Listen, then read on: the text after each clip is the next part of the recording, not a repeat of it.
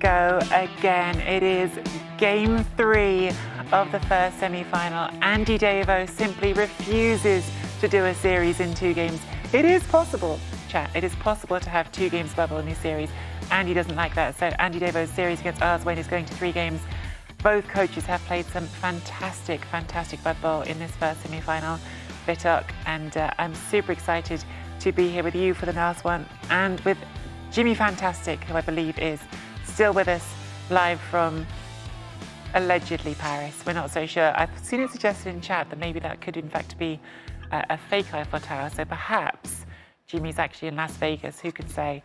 But the series is poised. 1 game each. Sorry, not 1 game each. 2 draws for both of them. The opposite of yesterday when it was 1 game each in the quarterfinal. Jimmy, you've said all along you see Andy as the favourite in this matchup. You still think he's the favourite in this matchup. But do you think that 3 games on both days is going to start to be a factor here, that he's going to be tired as well? Maybe. I mean, razor's edge favourite, right? Like, I think it's really close as it can be, really. Like, it's nearly a mirror match. They're nearly completely even code skill. Like, it's really close. When I said Andy will probably win, I meant because he's won 2 of them already. I think this one is really close. Yeah, I feel like I could have been even more explicit in that intro. So just again, for anyone who's not been following how this tournament works, this is the 3rd game of a best of 3 series in which ties were possible for games 1 and 2. There is no longer a tie possible. If there is a tie in this game, we will go to overtime. If overtime ends in a tie, then we will resolve it on kicks, which is essentially just a roll-off. So we must have a decider here. We must have a winner who will go on to the final of the World Championship. We must have a loser who will go to the 3rd and 4th game. Vitooc, this is a long day, even just for those of us sat here watching the games and talking about them. One can only imagine how it feels for these guys going into this last game. Yeah, it must be exhausting. As you said, as they played, Andy played 3 games for the last round also. Does it take? Maybe it starts to be a bit exhausting. I don't know. We will see it actually in his 3rd game. Will it have an impact or not on his game plan, on his gameplay also? So we actually did see Andy very briefly in the break. He was down to get a water from the machine because, of course, Andy is also here in Paris. He has been with us in the studio for the games he is not playing. He looks his usual self. He seems, as was the case yesterday between games 2 and 3, he seems fairly zen, but he must be exhausted. I think that goes without saying. And perhaps it is an advantage for Arzowane that he was able to do his series in 2 games yesterday and have a little bit less intensity. On the flip side, you could argue that it's an advantage for Andy that he has experience of these situations. He did play 3-game series at the World Championship last year. He's done it this one. He did it even before he got to finals weekend. So certainly has experience in these situations, but it could go either way. It's what it all boils down to. As Jimmy just said, 2 very well-matched coaches, 2 excellent coaches. And for this 3rd and final game, it will be Arzowane on offense first. Arzowane won the coin toss in both of the first 2 games and chose defense. I believe Andy has won the coin toss here and forced Arzowane to do offense first. So, interesting choice. And Jimmy, I don't want to ask you to repeat yourself because I always ask you at the start of these games what the keys are. And we've just done this matchup twice, but I'll do it anyway. There'll always be some new people in chat. What are the keys for Arzowane on this offense? Well, first of all, win the toss and choose to receive, which he did. We can see in the corner there, Chondo chooses to receive. So yeah, with it being overtime, right, you're probably going to have to put in all 3 rerolls because you have to get your drive done, whatever the cost. You have to get your drive done. So you want to receive, get your drive done, and then on the second half, maybe you can afford to concede a touchdown then, and then save your rerolls for overtime because Andy's going to have to use all of his rerolls because Andy's going to have to get his drive done. So you definitely want to receive with overtime, and it's just the same case as always, right? Punch things and hope for the best, really. So, not to steal Jimmy's memes, but errata. I was wrong when I said Andy won the coin toss. So, yes, Arzowane has won all 3 coin tosses in that case. And after choosing defense first in both the other games, as Jimmy says, it's a different calculation when you have overtime to think about because those rerolls don't renew for overtime. So, not only has Arzowane got that possible advantage of getting to choose, he's also got a free reroll for this drive from the kickoff. So 4 rerolls for Arzowane for his offense. Certainly not a sad start, is it, if you're Arzowane? One thing that came up in that last game, Jimmy, that I think is interesting, Arzowane was very, very tight on his time bank at the beginning of the game. I think he didn't use any until turn 8. Actually, by the end of the game, he had used a good chunk of it. I think he was down to only a couple of minutes. So, as we see an immediate casualty on a dwarf. Mega. It's not an easy apothecary on that. No, it's a serious injury, as Vitooc points out. So that's a tough decision. And I would say probably it's not using the apo, but we'll see. Yeah, Andy does agree. It's a hard one. It's a hard one. It's not affecting the drive, and it's only 37.5% to work. So yeah, a really tough one to apo. Yeah. And another arm break on another dwarf.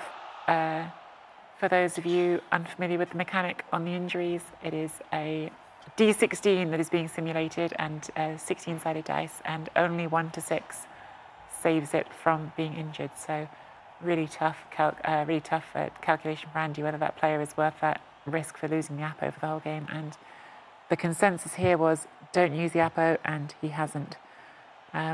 I was about to ask, except from like choosing to attack or defend first, the fact that this game has potential over time, will it change something else? I don't know, like focusing a bit more on the physical aspect of the game, because if you remove player, you potentially remove them for 24 turns, something like that. That's an interesting question. Jimmy as well. Oh, and we see the handoff into catch, as we have seen. Out of the cage. We've seen Arzowane do that all the time. It is out of the cage. Probably safe back there, but yes, it has moved out of the cage. I mean, technically, maybe you could get to that. I think you wouldn't, but you maybe could. No, it was pretty safe. It's just funny that he made a cage and handed it off out of it. It's a decoy. Yeah. Jimmy, I think that's an interesting question raised by Vitooc, because we talked about the fact so before the first game, we said Arzowane with 14 players might foul. Then at the end of the last game, we pointed out that he hadn't fouled all the way until finally doing 1 foul on turn 14 in the last game. But maybe there is a case, especially with that early removal and the potential of an overtime game, for looking for those fouls early in this game to see now if you can put Andy into a bad number situation for the whole thing. For me, it doesn't really change for overtime. I think the thing that changes is the apothecary use. I think that's the one thing that changes. I think you're always wanting by default to bang as much as possible, right? You've got to get your hits in. You've got to get your hits in. You've got to maximize your mighty blow hits. You've got to maximize, minimize the hits you're taking. It's all about the bash. This game is all about the bash. The movement matters and the positioning matters, but the bashing is always paramount in this particular match, because at the end of the day, no matter who you are, you can't get that much of a play advantage against AndyDavo or Arzowane. So the way that you win the game is by smashing all of his players to bits. Mm-hmm. That's just true for both. So, and then with these teams as well, but that would be true even if they're Wood Elves, right? If you've got Wood Elves and they've got 9 players, you're probably going to win. So it's true of all cases. It's going for the attrition. But now, if you get sent off, you're sent off for all of the turns, right? Whereas if you get a KO, it's only for a few turns. So I actually think the fouling gets worse with an overtime format. There you go. Good answer from Jimmy as to why maybe it's not. But certainly it is true that removals feel especially weighty here because, again, losing a player, as Andy just did, with armor 10 plus for potentially 24 turns, that is a meaningful loss. Also, it is one of his guard pieces, which means that now Arzowane does have more guard on the pitch with the humans than the Old World Alliance do. So A good start for Arzowane, a tough start for Andy, certainly.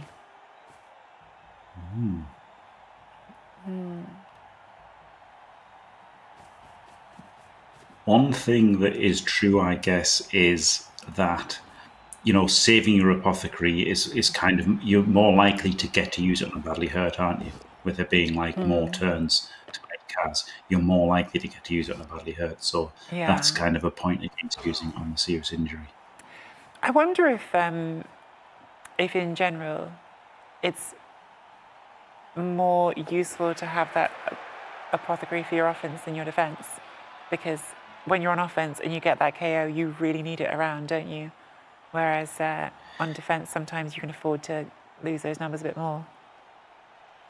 It depends. I think it's always situational. I think the thing is with defenses. Everything in Blood Bowl is situational. Do it sometimes is the golden rule of Blood Bowl. But you can afford your defense to fail and you can still win the game, right? Because you can win in overtime, but you cannot afford your offense to fail. So there's an argument about that, you know, save it. I think generally you probably just want to use your apothecary as early as possible. I imagine if, you know, there was like sabermetrics for Blood Bowl, then it would probably just be used it first every time, because there's times when there's like a later Kaz that's more important, you get to use it on it. But chances are, you know, well, say first KO or first badly hurt, it's probably always right to use, honestly. But you do find people hanging on to it sometimes. Cosmic Sloth, yes, we will have an update on Season 11 later today. I think I can say that will be coming up between the end of this series and the start of the next series. The start of the second series is currently scheduled for 18:30 UTC. Now, it is possible, because it happened yesterday, that this series goes on so long that we have to push back the start of the second series. But currently, we are scheduled to finish this series up and then have a break and then go on to the second series, which is Crystal Hunter against Purple Chest, the second semi-final, at 18:30 UTC. And before that, we will have an update on Season 11. That is the current schedule. But will depend on Arzowane and Andy and whether this game is a long one. Again, yesterday's 3-game series went 24 turns. So it certainly can again. Yeah.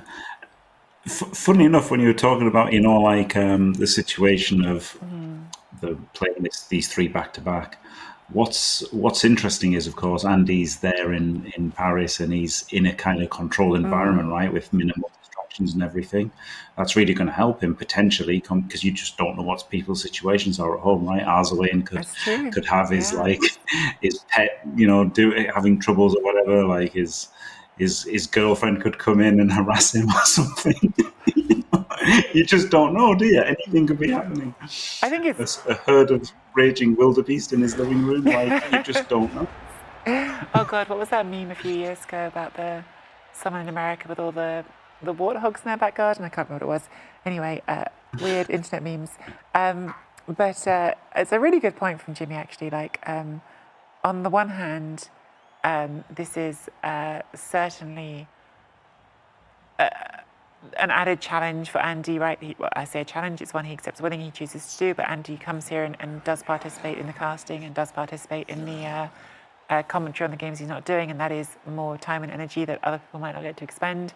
He's using a computer that is not his computer at home. But Jimmy makes a really fair point. Everyone involved here has real lives, and I know that some of the coaches who are involved this weekend have had real life situations they've needed to juggle. We've had coaches who've talked about needing to work out how they're going to fit their games in amongst childcare, because people are parents and have things to worry about. I believe Purple Chest had a weekend away planned this weekend, and so he's been juggling how to manage his time for the games together with his time with his partner. So there is real life for all of these coaches. These are, even though there is money on the line here, and it is a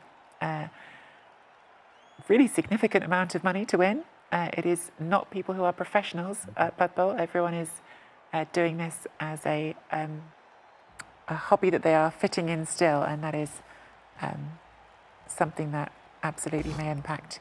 On the other hand, I know Arzowane, you know, and Andre are quite close friends also. And Andre is the 2024 world champion, so I'm pretty sure that he kind of give the tips, to prepare as much as possible the final weekend on what to expect from there and so on. Probably something that probably have some interesting discussion I would like to hear between them to prepare that. Oh my goodness! While I was not paying attention, am I led to believe that there was a loner fail? Oh my goodness! It must be a bug or something, no? It must be a bug. Yeah. You heard it from Vitooc. Must be a bug. Andy's loner failed on the bonehead on an ogre. My goodness! Incredible. Sorry. If it was a 3+, it would have worked, on one of the dwarf. Yes, if it was dwarf lone, I would have made it. Well, there you go. Loner sometimes. I'm sorry, guys. I was discussing things and reading chat, and sometimes we don't catch everything. But that's why I also read chat, because chat catches those things that I miss. It is easy to do as well. I have to say, it is with Blood Bowl games. There is a certain tempo to them, isn't there, Jimmy? You get these fast periods and slow periods, and the starts of these games can feel a little bit slow compared to what they build up to. And it is, I suppose, easy to do to miss something because you're waiting for the part of the drive where it gets really intense. Yes, yeah. The first few turns, you're trying to maximize blocks, aren't you? And you're trying to get like some kind of position going, and it's all a bit cagey and. You're just burning the turns down. You've got to burn the turns down. You can't score early. Like as much as just said, like you don't always have to stall out till turn 8. You really can't score early, and like sometimes it's tough, right? You never want to score early. Sometimes you have to. Sometimes it's better than just completely failing and getting turned over. Like you really can't do that either. So I think it's always better than just completely failing and getting turned over. If that's the bar. Yeah, exactly. Yeah. Yeah, but like that's when it is better, right? Like that's when you score early. You shouldn't be doing it for fun. Yeah, completely. I think there's actually lots of interesting stuff that does go on in these turns, and it is just it's a complicated thing for us as well, guys. We're all here for a long time, and we try to make it fun conversation and talk. And I think if we just spoke every single turn about he's now clicked that, and he's now clicked that. I think that would be less entertaining for you guys as well. But we try to get the right balance of covering everything that's happening and also giving you some fun chat as well. I do think it was interesting. I was just about to pick up on the fact that that this drive, going back to how he did things in the first game, Arzowane kept the ball deep for a long time. Has now moved it forward, just as I was thinking of saying it on turn 4, but. He's gone back and forth on that, hasn't he, Jimmy? In the first game, kept it back to start the drive. Second game, moved it up much quicker, and now has done the same thing in this game as he did in the first one. Yeah, he brought it up a little bit faster this one. Turn earlier, he's brought it up this drive, which I prefer. I want to bring it up turn 3 or turn 4. I think. I think then if you make a breakthrough, it's you've got a bit of time to stall, and you've got a threat there to break through. So I do like bringing up turn 3, turn 4 rather than turn 5. But he has left a tackle hit on his... a huge exposed player. Yeah. Tackle Mighty Blow on guard. Gets away with it. And it does feel like there's a little bit of a gap here on the left-hand side, Jimmy. I don't know if Andy's almost encouraging that, but it's there, right? There is a space, and there's a lineman at the top of the formation who's able to come across and support it as well. Yes, but it looks like Andy is trying to shut it down now, isn't he? As best he can with that. I know you're not always a fan of that lineman going forward like that. Ooh, 1 in 9 into pushes. Andy down to 1 reroll. He will not like that. Well, not like that at all. Feels no, like the not liking somebody going forward like that was kind of overblown by Purple Chest. Being an actor, he tried to hype it up like I was saying that it's a terrible thing to do all the time. It's not, but it was terrible when PC did it one time. He just ran into nowhere, and it was just like a lunacy move. But it is good to have a player behind there, of course it is. But as long as it's a low-value player, right, you don't just put your best player there to get Mighty Blow tackled and fouled. Yeah. But if it's like a lineman, it's not really worth their time blitzing it. So you get to have that guy behind and then pull him back at some point, or use him somehow. A chain push or something he could do. Like right now, he could blitz this. Mighty Blow tackle potentially and stuff. So that was a really big dodge at the last action of the turn there, just quietly. Andy made a 4+ dodge off the sideline to get in front of the thrower, and that actually genuinely might change the whole turn for Arzowane, because I think if that's not there, you could just make a case for going straight forward, couldn't you? But maybe not, because the Troll Slayer's there and it's a squeeze, but I think you could have done, at least thought about it. Whereas now, it's certainly trickier to go that way. Will you switch side at this stage? Well, I think that's definitely what Arzowane's doing with that first move. I was still thinking about it myself, but Arzowane has made the decision, I think, and made that push to the right-hand side. Frees up the ogre. I like this. I like that blitz. If you're going to the right, that gives you way more space. Yeah. Of course. And that lineman is doing his job now, isn't he? Yeah. That's pretty nice. Do you even activate the ogre here, or is the ogre just doing enough there by standing there? It just stands there. Yeah, you can't risk him failing. Exactly. You could maybe move him later. You could maybe move him later, like if you because now you've got the screen there, you could, couldn't you? Yeah. If you're willing to double rush the ogre, you could go stand it on the tackle mighty blow. I can think of some reasons why you shouldn't. I can think of specifically 2 reasons, and they're both rushes.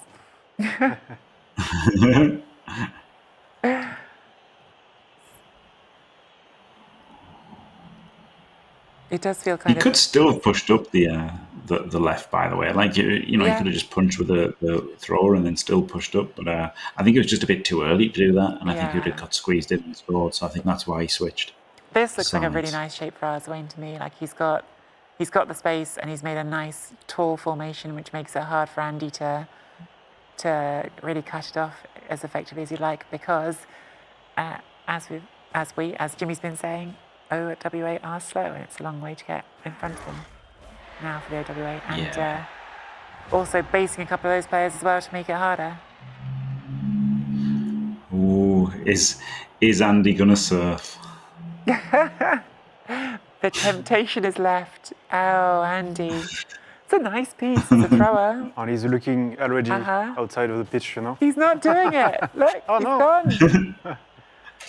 Oh, that is definite. Andy, He's not playing for the fan. The Davo gambit. The Davo gambit, as Christopher calls it in chat. Tempt Andy with his favourite dinner besides Nando's, a good surf.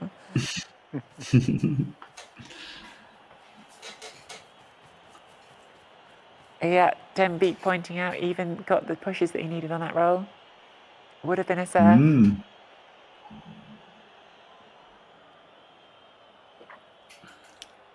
It is. Jimmy said this actually on a cast a day or 2 ago. I think Andy has, in reality, curbed some of his surfing, but it's just one of those. It's one of those memes that dies hard, isn't it? Yeah. It's a good meme, isn't it? So it's. Yeah, and we did the Blood and Tears team tournament, myself, Andy, Purple Chest, and K-Fog. And in that, Andy played with Norse, and he went multiple turns without surfing people. It was outrageous. I was stunned. Oh, that is. Oh, it's okay because the ogre has block. Yeah, block ogre. This again, it was just such a nice shape for Arzowane, wasn't it? And especially with not getting knocked down at the front, really no pressure on that at all, which means he's got lots of space here. Could even good from Andy though. He's got lots of players back, hasn't he? Sorry, he's got 6 players back. That's really nice. But he could cut back maybe. Yeah. I was just thinking you could go through the thrower in the middle if you wanted to. Yeah, I didn't mind that at all. Yeah, I quite like that. But looks like he's going straight forward. Yeah. I'm not doing any damage. No. Well, there is still some risk here because, as I think Jimmy's made a very astute point, which I think is one of those things that's easy to miss. Again, if you're not used to playing against coaches who will always keep the pressure on like that, like just having the numbers around this means that Andy's going to be able to get some really nice pressure next turn. So even though I think Andy's may have a hard time stopping the score here, it's definitely not a foregone conclusion that this gets to turn 8. I think having those players back does at least create some opportunities for Andy to really make this a harder turn. And that ogre going stupid will help. So, got to re-roll it. Did he not re-roll it? Didn't. With 4 re-rolls on turn 6, yeah, I think that was one to re-roll. Easy re-roll. Yeah. I was about to say, especially knowing that Loner never fails, but maybe he saw Andy's Loner fail, and I wonder if he forgot that he had the free re-roll, because I think with 4 re-rolls, it feels like why not to me. But I think he probably just like reflex didn't re-roll. Yeah. You know, like you get in that mindset, don't you? Like autopilot, he's probably just autopilot, didn't re-roll it, and then instantly as soon as he clicked, he was like, "Oh no, I've got re-rolls. I could have done that." Yeah. Probably just a reflex non-re-roll.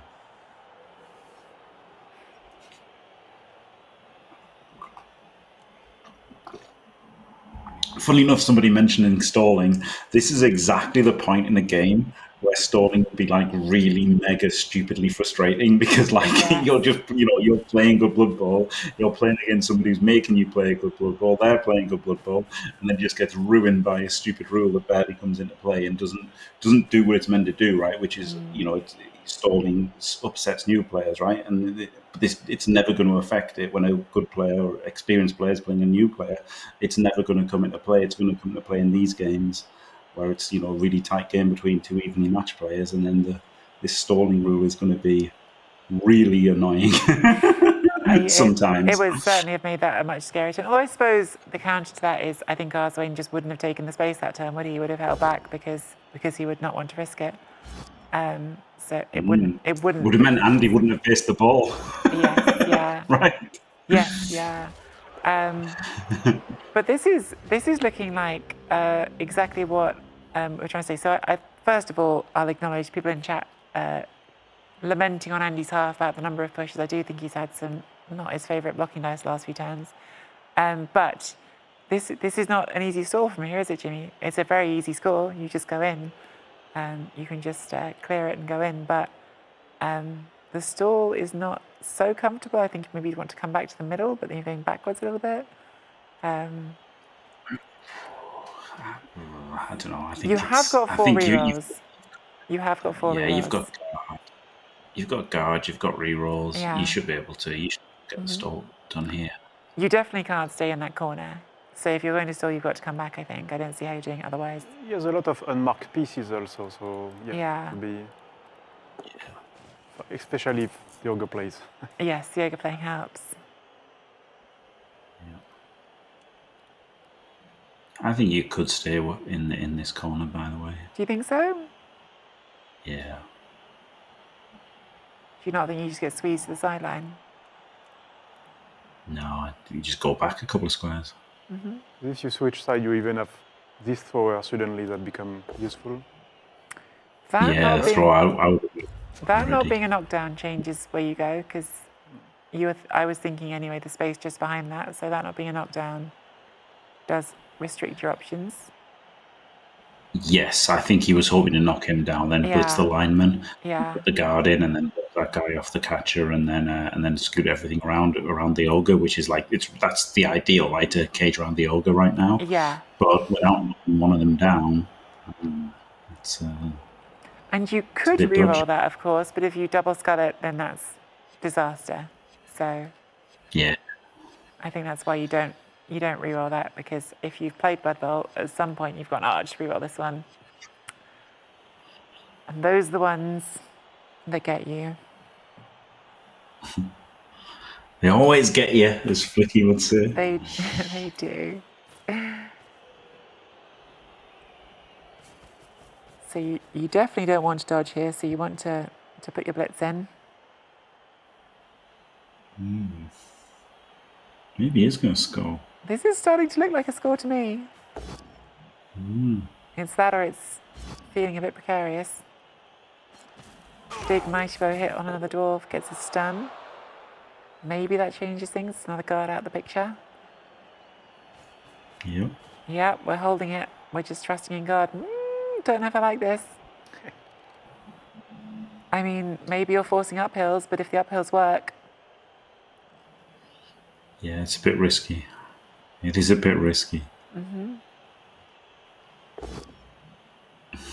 you get another knockdown, though? Yeah, that's nice.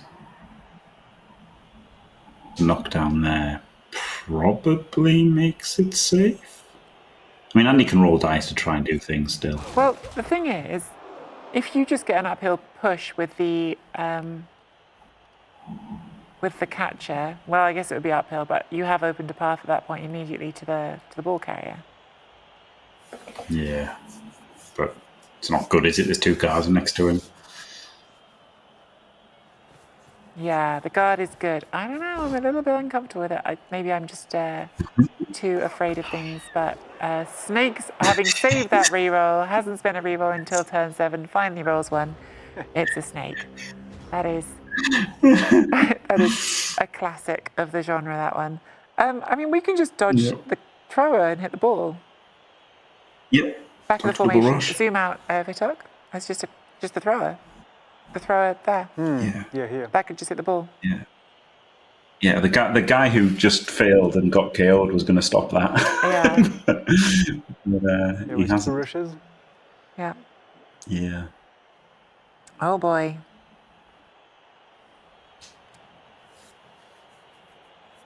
I mean, you've got to at least be thinking about it. Andy's got only one reroll though, so that is a lot scarier. Because again, you think about the 1 turn if you're Andy and if you want to keep the reroll for it. So you have to decide what you're willing to reroll and what you're not willing to reroll. Which is another reason for the stall. Yeah. Again, there's layers to it. Like, do the stall, you force that decision for Andy to make, so. Day the thrower. Ooh, 1 dice power here first. Gets the guard in there, which now means we've got 2 dice on that one at the bottom. And now we have a dodge for tackle mighty bow. Wow, there you go. It was a risky stall, and Andy found the right solution to it. That was obviously helped by rolling a power, but goodness me. 2 dice on the ball with tackle. It is in Chunt's column, and it is heading towards the sideline, I'm certain. Very nice turn for Andy. Well, everyone who was saying Andy couldn't roll a pow, he was just saving them for the right moment.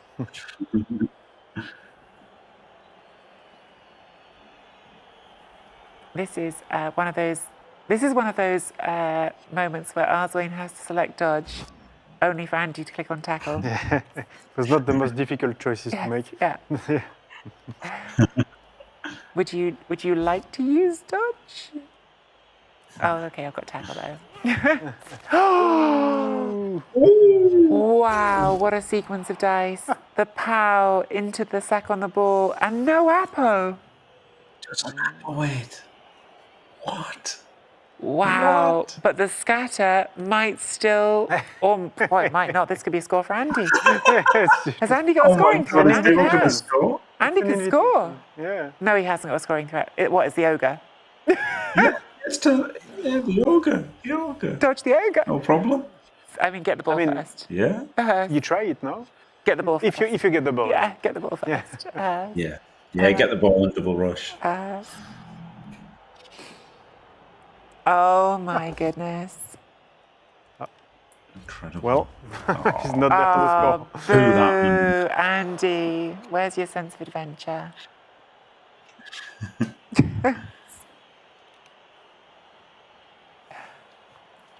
Goes for the dodge, fails the dodge. Fails the reroll, so this could still be a score for Arzowane. It could be, yeah. Oh my god, it's not even that hard. Oh my god, what a swings. What a swings.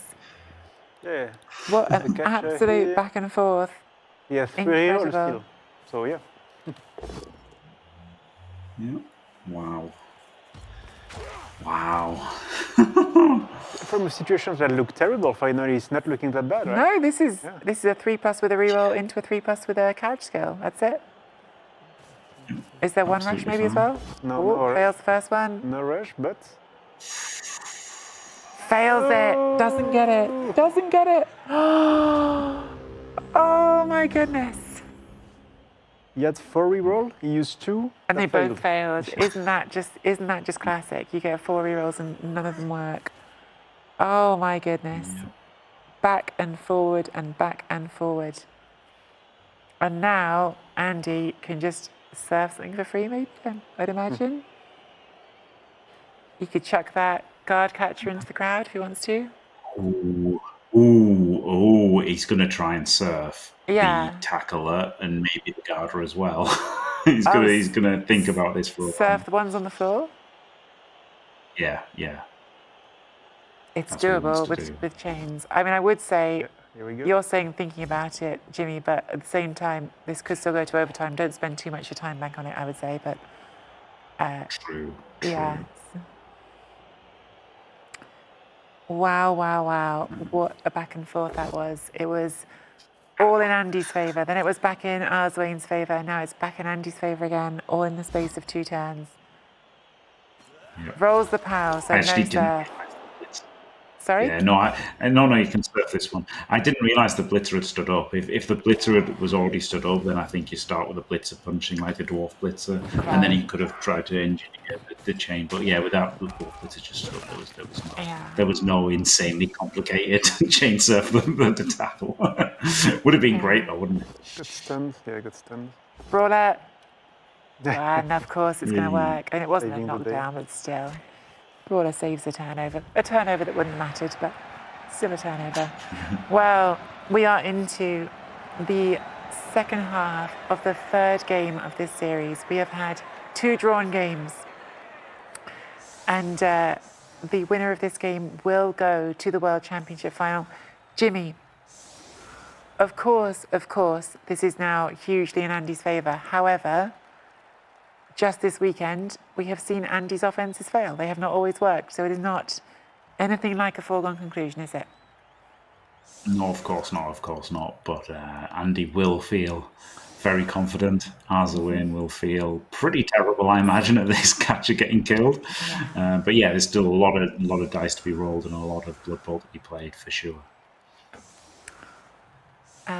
Of course, it is also true, by the way, that even if Andy scores in 8 turns, Arzowane does have a 1-turn attempt and does have that halving on the bench. So even if Andy scores here, that will not be the end of the story immediately. But yes, it is Andy's advantage in the 3rd game of this semi-final. I guess trying a 1-turn on the turn 16 is always... Yeah, even if you get it, but you spend your rerolls, it's not the ideal situation, I guess. Yeah, well, this is the bit which brings us back to the beginning of the conversation. What Jimmy was saying right at the start about the coin toss. You choose to attack, right? Because Andy's on offense, he's going to feel more pressure to spend his rerolls than Arzowane will, and that is definitely a factor if you then get to overtime. But if you then go to overtime, it doesn't matter. So. Free catch on the thrower was definitely a welcome start for Andy. I think, as Jimmy just said, you and Vitooc were speaking at the same time, but Andy is winning 0-0 in game 3. Yeah. Andy's got a removal immediately. Interesting there, of course, that Andy could have put the catcher underneath that with a high kick, and then he would have had catch to catch it, and he'd be carrying on the movement 8 blood. But of course, Andy just prefers carrying it on the strength 3 block there. Right, and that's a great point, because we had Paknes in chat earlier asking that question about whether or not it's about why Arzowane's always carrying on the catcher, and you can see here different styles, different coaches. Andy happier to have it on the thrower. Andy's thrower does have block, which Arzowane's does not. Oh my goodness!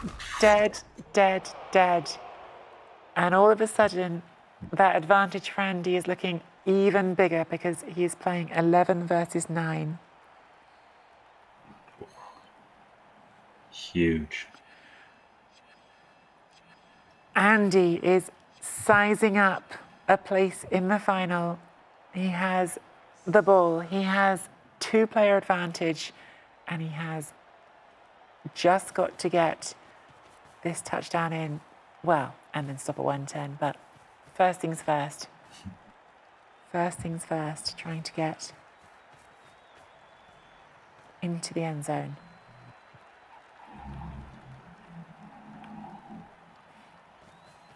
It's funny, isn't it? He took that Kaz on turn 1 and then nothing since. Yes. Which is so often the thing we come back to in these games. Blood Bowl can make you think you're having the worst dice, and then it can turn in an instant. Another armor break. Brutal. And this is where it's a real challenge for Arzowane to keep his composure.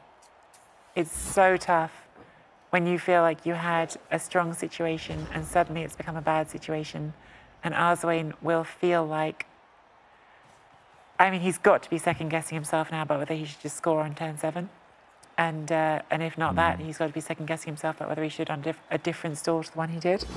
So it's a mind game here as well as a dice rolling game. You've got to find a way to keep your focus and look for the chances you do have. I think Le Marseillais in the last round was a great example of, there was a couple of times when he looked like he was done and found ways to save them.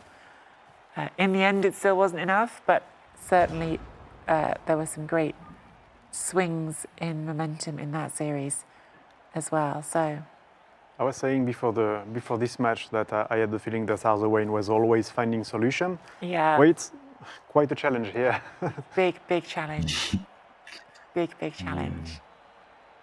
And the point that I think Jimmy keeps coming back to as well, it's a challenge to do that against any coach when this is happening and the dice have turned against you, but you know you're doing it against Andy, who's a great coach. And that goes both ways, but right now it's Arzowane having to ask himself that question of staying in it while knowing you're in a really, really tough situation.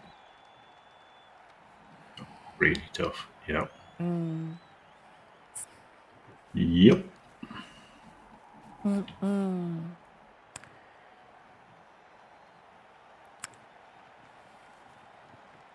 Papi, yes, just as him played yesterday. That was the quarterfinal. And unfortunately, yes, as Luke has just said, the French coaches did not have a good day yesterday. So Justicium was Arzowane's opponent and lost in 2 games. Yeah, all three, wasn't it? Unbelievable. Funnily enough, the two English guys won, and now there's a chance they're in the final together, aren't they? It could be an all-English final. Oh, hang on a second, Neither are Jimmy. yet. Jimmy, we just talked about the French being eliminated, so don't bring that up, please. I would also like to question this suggestion of English players. I know that there's one English player in the semi-final. I believe there's a Welsh player in the semi-final. I'm not certain. No, there isn't. No. There's a player from the Team Wales Euro Bowl team. I can't imagine he's English. Yes, that's correct. There is a player from the Team Wales Euro Bowl team, but there's 2 Englishmen. Deary me, outrageous suggestions in the commentary booth here. Bam Bam Bungle says Andy's Welsh when he's winning. You can have him back when he's on a losing streak. No, the thing, in football, the England is known to be almost doing it, but never bringing home the cup. So we'll see here. You have 2 shots. If finally you can make it. Yeah, I mean it's definitely looking good for Andy at the moment, but not done. Keep saying it. No, far from over. Don't say it's over. Don't say it's over. Oh, it's not. Galliard.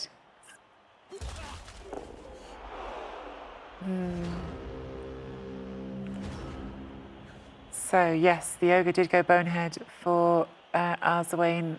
Not necessarily too impactful. It's just holding in the middle of the formation for now. But there is going to come a moment soon when Arzowane needs to roll some dice and have them go his way for certain.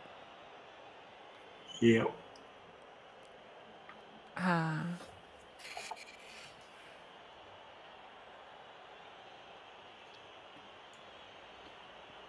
Keep doing the ODL check, ODL check. ODL check. That has come up in our finals weekend. Yeah, the ODL check from last year, the Forgotten Players Left Behind. Yeah, it's great, the ODL check. You got to remember though, right? Like, it can happen. I think Tector either, he might have, I remember Tector versus Purple Chest in, like, was that the round 16 match? He put a chameleon skink on the logo, and we weren't sure whether he was hiding on the logo or if he'd just forgotten him on the logo.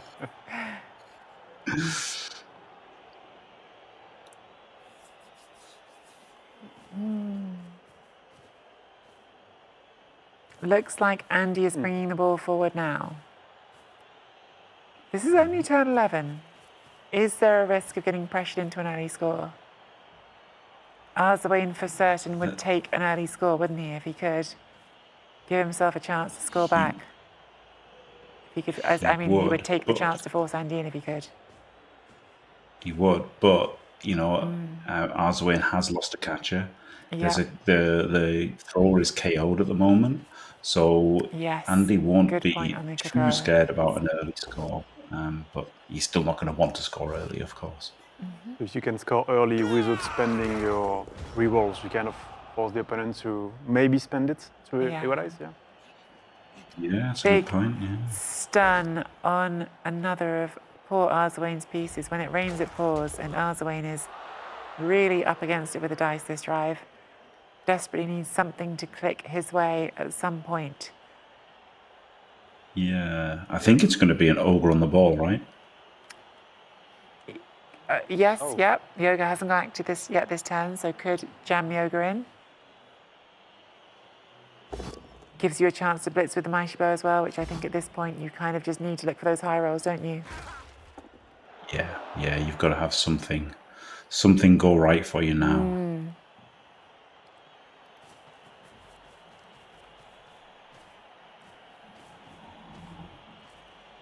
So maybe a 3 dice there on the one they double marked. Gets the bows, and I assume we'll follow into base the ball. We'll see. Or just base the mighty blow tackle, right? Then that occupies him, and he can't do anything. Yes. Can't easily hit the ogre. Can't run around hit something else. Yeah, I like that as well, because actually if you base the ball, it's not that hard to get 2 dice on it, whereas from there it is pretty hard to do. In fact, I'm going to say you just can't get 2 dice on that there, so. Can uphill it, of course. It hasn't got block. It's not a terrible uphill, but you'll want to get the ball safe first. So, has somewhat closed the forward momentum there for Andy. Yep. Andy could, in theory, just roll some dice and push forward, but I do not think it would be a smart move. I don't think he will. No, I think he'll just come back behind the ogre and be quite happy. He's got plenty of time, hasn't he? Yeah.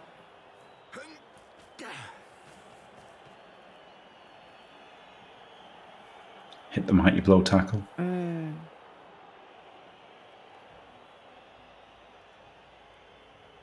It does feel like...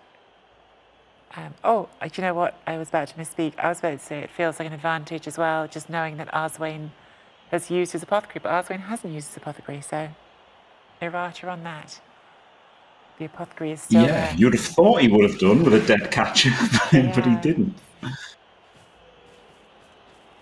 Saving it for a potential KO, I guess.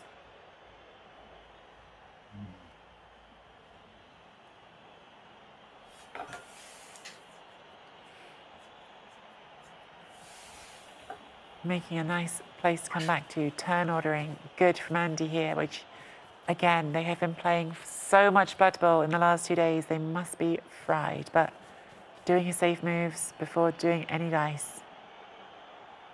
Yeah, love to see it.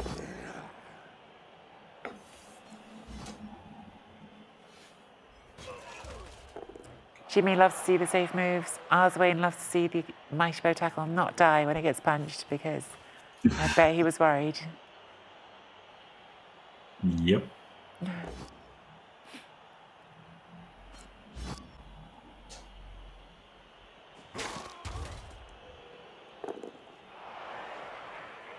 He could have followed there, couldn't he? Interesting that he didn't.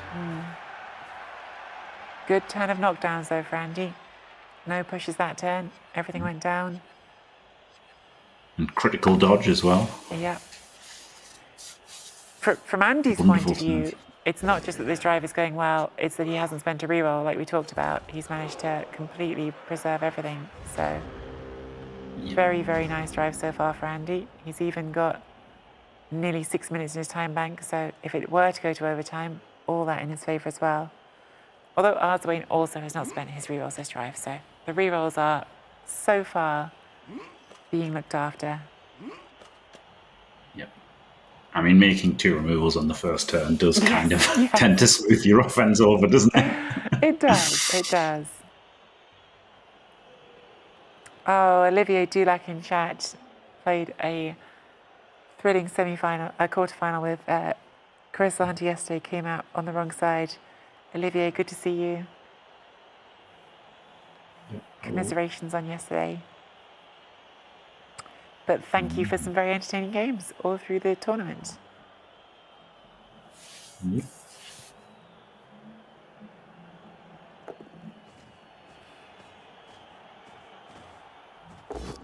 In comes the Ogre, doing a 2 dice this time to hit tackle Mighty Bow. Gets the armor break. And base the ball. And gets the Ogre on the ball. Really nice, aggressive move there by Arzowane. Gives Andy questions to answer. It doesn't look too hard to clear. Although the stun does make it harder. Because that's one of the squares you'd like to provide an assist from. Could it be a handoff? Yeah. It could be a handoff. And it might have to be a handoff. Which is a 1 in 9 Andy would rather not roll. So,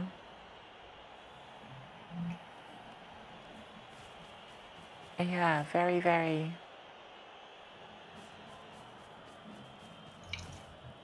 It just goes to show, doesn't it? I mean, this is still very much in Andy's favour, but a good coach will keep making Andy, even in a strong position, roll dice and be uncomfortable.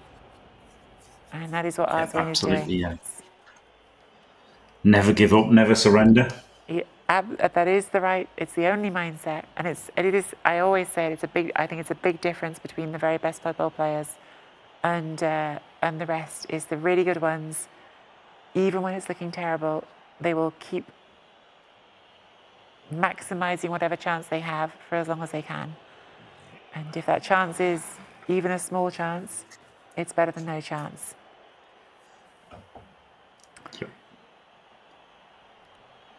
I think I know what Andy's going to do here, but we shall see. Is it something? Have you seen something clever? It's not particularly clever, but I think you can punch this guy with him, and then if you'd pushed him, you could have hit the Slayer, and then the Slayer could have chained off the Ogre. Oh yeah, very nice. Yeah. We would have done. Typical Andy, punch too hard. Yeah. Now he can block with a Slayer and blitz with a lineman. Yeah. Oh, all the armor breaks again. Armor breaks have been so good for Andy this half. My goodness. Yeah. Really, really rolling well on the armor. And it's making things a lot more straightforward. So we have got 2 guard and the thrower on. So this would be a 2 dice hit on the ball. Have to do it without... Well, no, you don't have to do it without block. You have to do it without block unless you do it with a ball carrier. Yes, but then you've got to leave somebody in contact if you don't get them. So I think you probably got to just do it with a lineman. Yeah, we have seen some 1 in 81s, but I think it's the play. No, it's not the play. Going to take it with the thrower. Go for the safer route. Yeah, gets the power. And he did have a 1 in 81 last game, didn't he? So he might have that one in his mind. Yeah. I mean, this was safer, so it's nice to see some safe moves, isn't it? And perhaps with the 2 stuns this turn, or maybe even a 3rd one coming, he's thinking, I'll be all right to move forward next turn anyway. Yeah. Does still have to take that block at the back, which goes fine for him. Well, I mean, there's always a play, but they're looking like pretty crazy plays. Uphill the ogre, double pow. Yep, and then dodge the ogre around to sack the ball on 2 rushes. Yeah. Easy. Simple.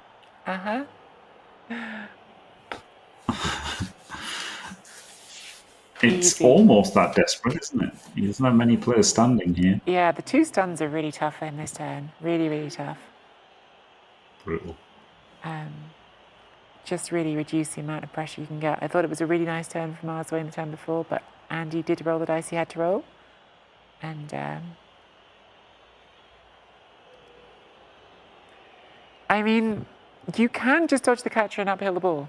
That is a fair shout from chat. You can. I don't think it's the play that I would be looking at, but you can. It gives you a hit on the ball would be a 1 in 9 chance that sack works. So. Yeah. It's really rough, isn't it? Yeah. But at some point it's the best you've got, but I'm not sure if I would be doing it yet. No, it could actually be the right play, but it's just so hard to try it, isn't it? Yeah. Like it's such like a low odds move that you just, it could actually be the best move, but I just think you're going to really find it hard to convince yourself to do the dice rolls. Well, and I think the reason not to do it, Jimmy, is that once again, your line, OWAR slow. It is turn 14 coming up for Andy. You've got to hope he's going to stretch himself out and leave a better play next time, right? Although another player down for Arzowane certainly does not help with the catcher failing the dodge as well. Yeah, there was a 1 in 81, by the way. The armor was a 1 in a 2 as well, so that was... There you go. This happened quite often.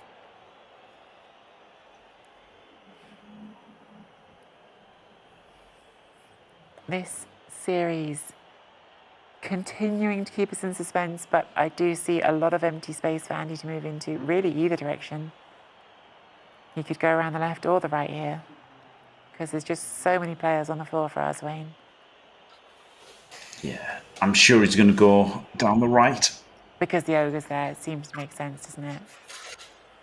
Yeah, his tackle mighty's there. He's slightly over to the right already. Yeah. Like the ball's slightly to the right, isn't it? The players are slightly more at the right, so I'm sure he's going to go through there. That failed dodge, pretty costly actually, because that would at least have given you something else you have to work through. Yep.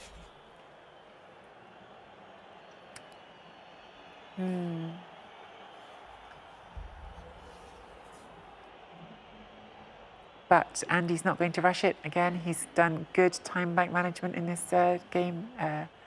6 minutes and 25. I think I read it as less than that before. So yeah, 6 minutes and 25 still on his clock. No reason to rush. This could be the drive that wins you the place in the final. Yeah. So let's see how he goes.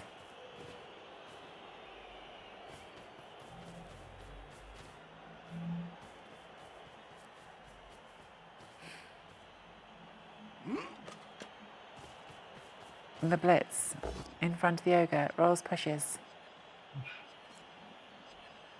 Good enough, kind of.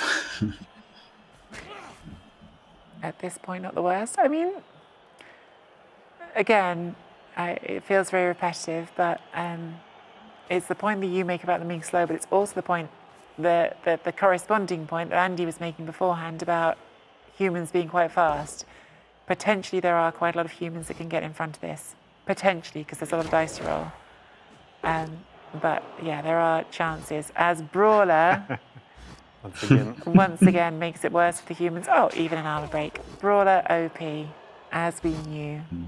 I guess it comes back to oh, and another armor break. These armor breaks might just have sealed the game. Yeah. Wow. That's hard. 2 blitzers who could have been in front of the play now will not be. That is a huge, huge set of powers. I guess it comes back to the question I was asking during the series yesterday between Le Marseillais and Andy, which is, okay, what kind of desperate move you can do now? What's your plan when you're Arzowane now? Well, this is also what Jimmy was saying about that uphill play wasn't good, but it might be the best you get, and it might have been, right? Look at the play now, it looks worse. So really, I mean, I can't overstate how bad for Arzowane those 2 armor breaks are, because I actually think before that he could have got a halfway decent screen. Not enough to stop Andy, but enough to make Andy not be able to get everything through. Whereas now it feels just way too easy to move like a whole team forward here. So really tough for Arzowane. Yeah, humans are faster than All World Alliance, but not when there's only 9 of them instead of 11, and not when 2 of them are stunned instead of, it's like, they would, even if they weren't even stunned, they'd be movement 4 instead of movement 7, right? So, and then they were stunned. So yeah, it's not over, but it's really, really, really, really, really bad for Arzowane. I think one of the biggest reasons it's not over is because the 110 does still exist, but you really don't want to be relying on that 110. This is not the Skaven 110. This is not a high odds 110. It's very, very, very good now for Andy. And he actually does the safe moves first, gets his guy into range in case he quad skulls. Well done. And now the ball. Another blitz. Yeah, tackle Mighty Bear blitz on the obvious piece that's closest. Push is fine.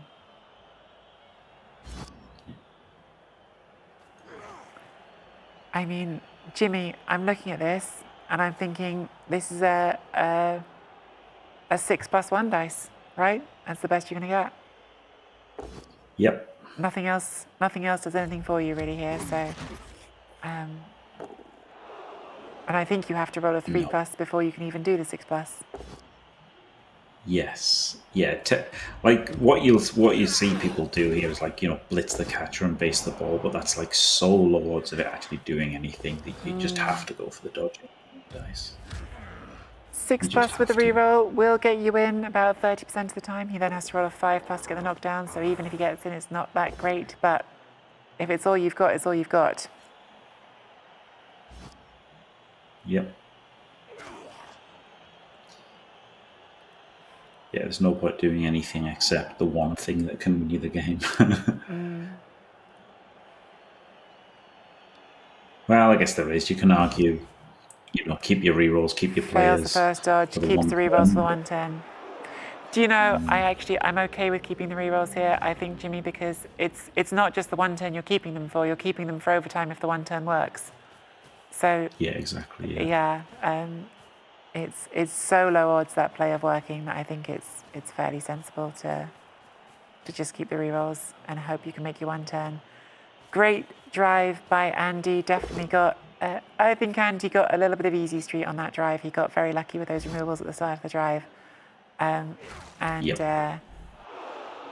certain that Arzowane will be feeling a little bit hard done by, given he did have in the end a couple of 3+ to score on his drive, but he took a risky stall and he got punished for it. That is the game. Sometimes you take those risks and they are not always going to work out for you, are they? So it's going to come down to this 110. Andy is winning 2-1 in game 3 of this semi-final. Chat, we are potentially 1 turn away from discovering our first finalist. And it is the one who was meant to be here in the studio commentating with me. I'm feeling very abandoned here. Jimmy never got here. Andy's refusing to spend any time in the studio. Good thing Vitooc's willing to spend time with me. I'm starting to think it's personal, chat. I'm starting to think they just don't want to spend time with me here in the studio. But what can you do? Andy trying to get to the final. And looking very, very likely to do so right now. The thrower did come back. So there are 2 possible one-turns here. There is the catcher one-turn, there is the halfling one-turn. Last time we saw Arzowane only really go for the halfling one-turn. Be interesting to see if he takes a different setup this time. I think it is their loss, Fiendish Fairy. I completely agree. I'm great company. It definitely is my loss. I don't think it's Andy's loss. I think he'd definitely rather be playing in the final. That's probably true. To be fair, actually, if Andy, even if Andy were to lose this game, he would. Even winning this game, Andy will join us for the 3rd and 4th playoff if he wins. So in many ways, he would do the same number of games here, whatever happens now that he's reached the semi-final. So we are definitely going to. Looking at the rerolls here, Arzowane had 4 in the first half, only used 2 that failed, only didn't use any on the second one. So yeah, I hope for him that he will get somewhere. So we have. He's doing the catcher one turn this time. Yeah, he is. Good. But what I don't like is now I like it better because I was going to say the ogre. You give yourself both options, right? This way. If the ogre was over there on the dwarf, he wasn't giving himself both options. So there's both options here. Yeah. Fiendish Fairy asking the important question: have I had any pastries? I have. I feel like maybe it's not the right time for pastry chat. We're getting into the most important part of the game. But yes, is the short answer. Not as many as I'd like though. Had some great tea as well. It's been a very successful trip. And it's been a successful trip for the Blood Bowl because the games have been very entertaining so far, including this one right to the end. Andy can only really sit and watch here. There's nothing more he can do. He's done the setup that covers both options by doing the back line for the halfling cover, and also it's a pretty good defense against the human catcher as well. And we will see. I do think you should move the ogre, though. I think you should move the ogre. I think you should swap the ogre with the blitzer on the left there. Arzowane. That's what I think. Yeah. Okay. That's what I think you should do. So time out now? Yeah. Oh, that would be lovely. That would be some drama. No. It's not. It's cheering fans, which was a draw anyway, so it won't affect anything. The halfling 110 is possible. That's the first thing to say. There is no pass required to get the ball to the halfling, so that's something. But they've started with a push, so the catcher 110 is on. We've got 1 square already. Yep. And you see now, if he'd had the ogre over there, he'd be able to hit the ogre with his ogre, right? That's the key thing. I think it's better for the catcher 110, but worse for the halfling 110, though, right? Because he wants it free for the halfling one. So yeah, difficult. But I see your angle. This is really nice. Will be 3 dice for the second hit. Yep.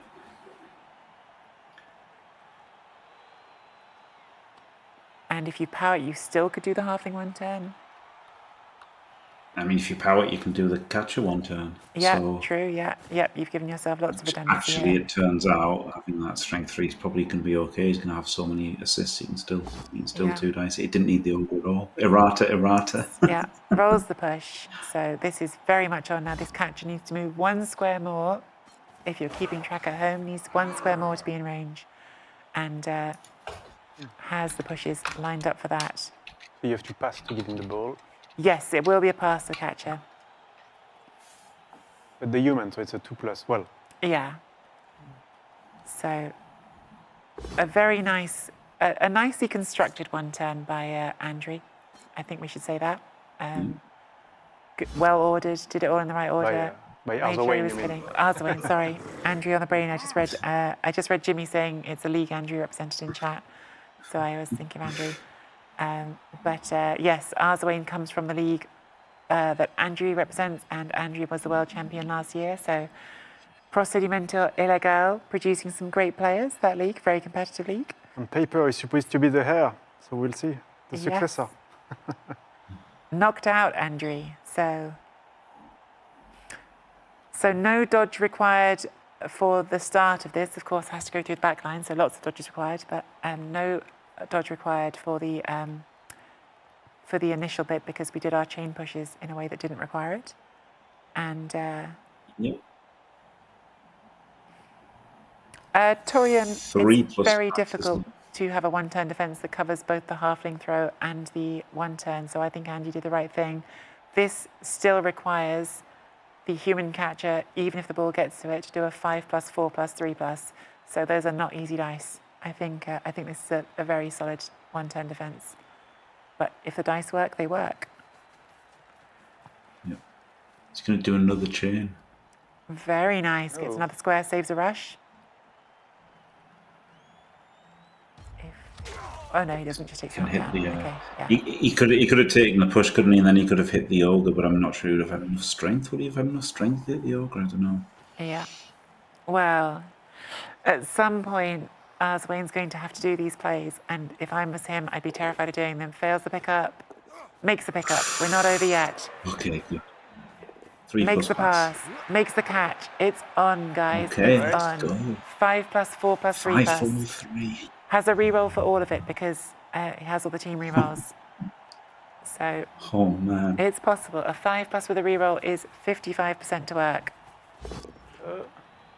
He's going to need to use dodge to go right away. Makes it. Reroll for the second one. Does it? 50-50. Makes it. Reroll for the last one. Does it? Makes it. My God. Oh my God. I am clapping. Oh my goodness. Okay. Unbelievable scenes. Arzowane, just when we thought it was over, with the maximum amount of drama. I mean, you cannot do it more dramatically than that. Used a reroll on all of the dodges. The dodge skill reroll, then a team reroll, then another team reroll. Gets to the end zone. Oh my goodness, what an incredible game. And somewhere, we think in Spain, that's his home country, he could be playing anywhere, but somewhere Arzowane is punching the air, and somewhere in this building, Andy is trying to recompose himself because he's got to do it all over again. Incredible drama. This will almost certainly push back the start of Purple Chest against Crystal Hunter. I think they're both watching, so just so you know, guys, this game going longer probably means we're going to have to start you a bit later, but we'll get to that in good time. Nobody, I'm sure, will mind a bit of a later start for all the extra drama here. And should to receive, he won the toss. Decided to receive here. Yep, so Andy is back on offense, but Arzowane does get to try to defend with 9 players this time. Was it 11 players, sorry, not 9 players? Woo!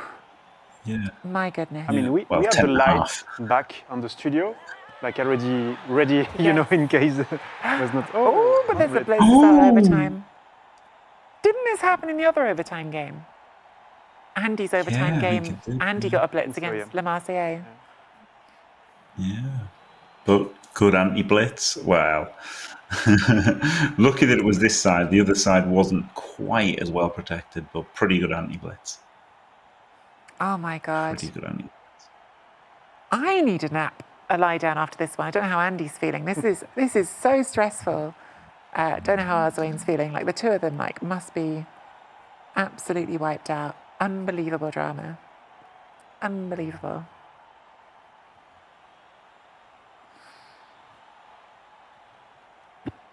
Jimmy, would you still say getting the ball and with 3 rerolls that Andy is favoured after all that? Oh yeah. Unfortunately for Arzowane, he'll have been gutted to have lost the toss.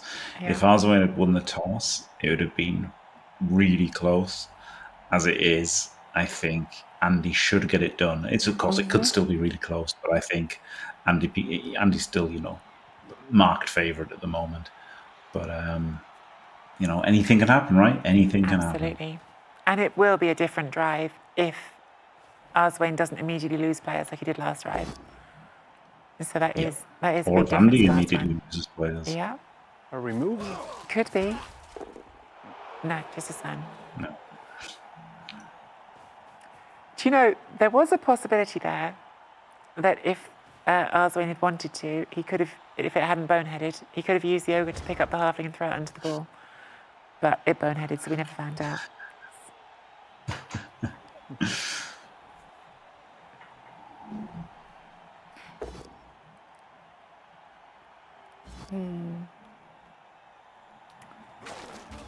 First action ogre. Back to the blocks. Wow. Andy does have a lot more time bank on Arzowane. Arzowane is down to 2 minutes. Andy is still on 5 minutes and 50 seconds. So another little advantage.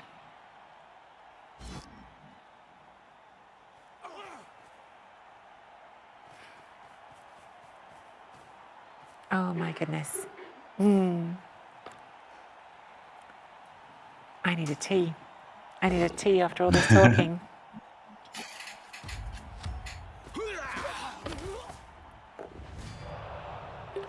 Does get 1 removal, so not down to 9 right away, but is on 10 to start this drive. Might be down to 9, to be fair. There's still one more Still hit, one more isn't to there? come. You're right. I spoke too soon, but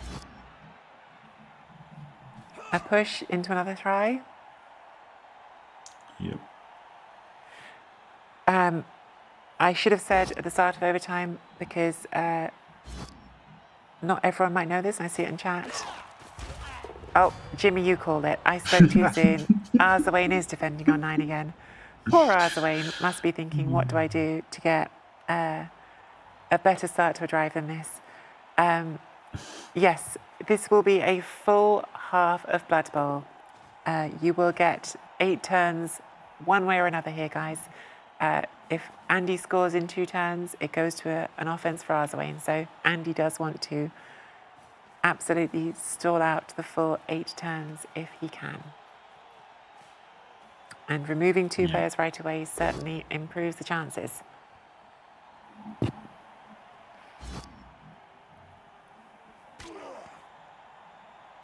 Oh my goodness. The emotional state of these 2 players, because I was just saying about how Andy has to recompose himself, but if you're Arzowane, do you already start to think to yourself, I did all that work, I got the 1 turn, and just to immediately be back down 2 players playing this never-ending defence? Yeah, it's going to be really hard for Arzowane. Like, mentally, really hard. I think when you play an 8-turn defence and then go on to defence in overtime, it's just mentally draining as well. Like, you feel like you haven't seen the ball in like a full game. Yeah, absolutely will be wiped out at this point. Yep. Lord Gibby in early with the call. Andy does score on turn 24, and then Arzowane does another 1 turn, at which point it would be resolved on kicks.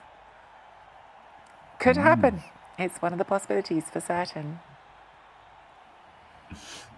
Could happen. So we did find a solution finally to reach the overtime, but yeah, Yes. the fate keeps being not good for him. But we said it last drive, even as the players went down, Arzowane was able to force Andy to roll some dice that could have been uncomfortable. So he's just got to do it all again and hope that this is the time. That's all he can do. One of the good news is it's mostly linemen that he lost, so he Yes. got a lot of positional. But Yeah, that's actually really true. All of the guard is still on the pitch for Arzowane, which isn't true for Andy, funnily enough. But you'd still rather have 11 for certain. Yep. For certain. 11 is definitely more than 8.5. It is. 11 and, of course, the extra rerolls as well. Yeah.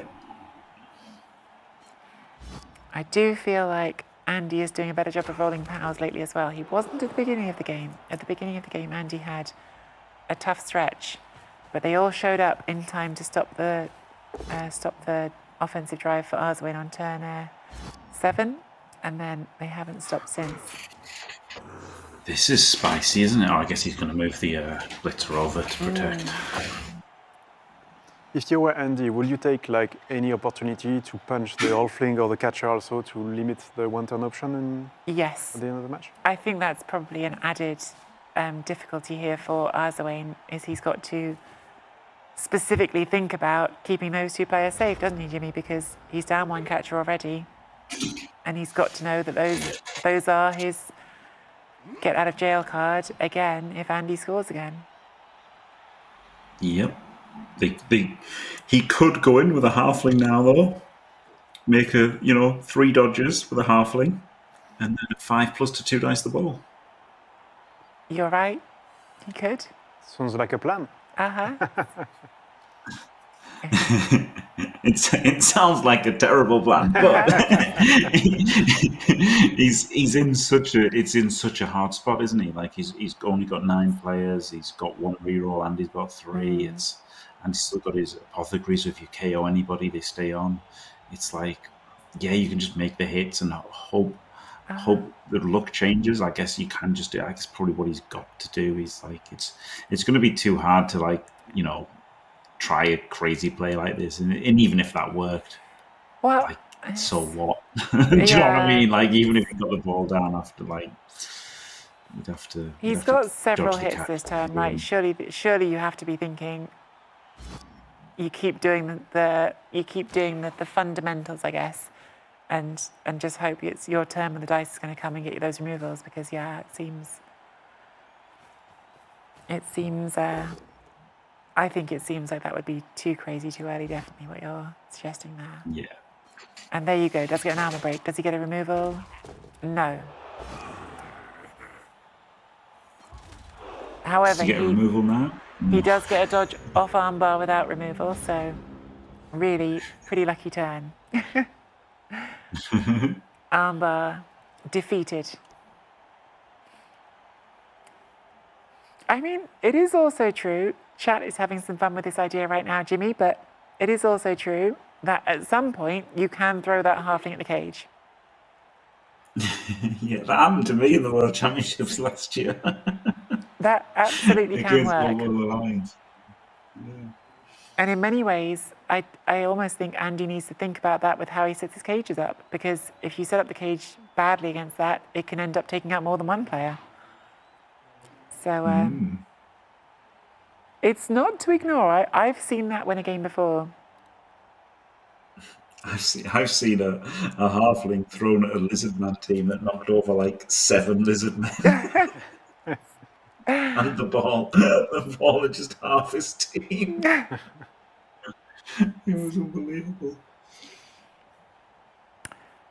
Oh, goodness. I've also seen a tree fail to throw a halfling from the corner of a cage, and then it bounced through its own cage, hitting all but 1 corner and the ball carrier. So it can go the other way, but catcher gets hit, catcher gets KO'd. Oh, that's big. So you want to protect this one, I guess, now? Yeah. At all costs. Now,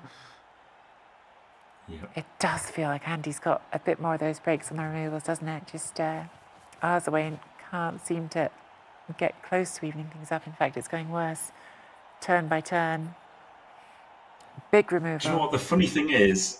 The funny thing is, Andy's made loads of removals and, had really good dice 2 out of 3 games, but still only drew them, right? Still only drew those games. And then the one game where, he didn't have the huge dice advantage, that was the one where, he got the timeout, didn't he? He got the timeout to equalise. And if he hadn't got that timeout, who knows? Arzowane might have just won that and been through. So, I mean, we have to acknowledge when we talk about big dice advantage, the only reason this was a draw is because Arzowane made a lot of dice on that one turn. So there is there has been some dice back. You might have preferred to have them somewhere else, but there were some that made it a draw. Otherwise, it wouldn't have been a draw. So I still think I would agree, though, that Andy has had the better of the dice here overall, for sure.